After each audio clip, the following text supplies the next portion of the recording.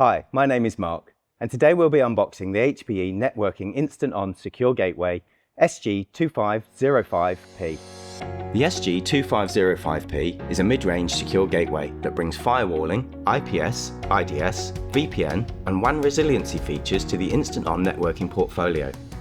First thing you will notice is that this gateway comes in a retail-friendly packaging. Let's get straight to the unboxing. This envelope contains quick start guide, safety, compliance and warranty information, and safety and regulation information. In the side pocket, you will find a power cord with a country-specific plug, cable tie to help secure your power cable, rubber feet for desktop or shelf installation, and a rack mount kit with associated screws. Here is the gateway itself. And there is nothing else in the box. Let's have a look at the gateway. On the front panel, you will find port status indicator LEDs, cloud status, system status, WAN mode, and PoE mode LEDs. An LED mode select button and a factory reset button. You will need a pin to reach it should you ever need to use it. Pressing and holding this button for less than 5 seconds will reboot the gateway. Pressing and holding for over 5 seconds will initiate a factory reset. On the gateway right hand side, you will find a Kensington lock socket. On the left and on the right side, there are also ventilation holes and holes for rack mount kit installation. The kit should be installed like so for rack mounting, or like so for under the table installation. Make sure the gateway is always installed parallel to the ground so that the ventilation holes on the top are facing up.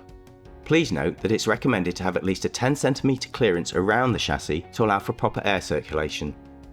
On the underside, you will find a sticker with a device serial number and MAC address. And on the back there is a QR code that can be used to claim this device into your Instant On cloud portal.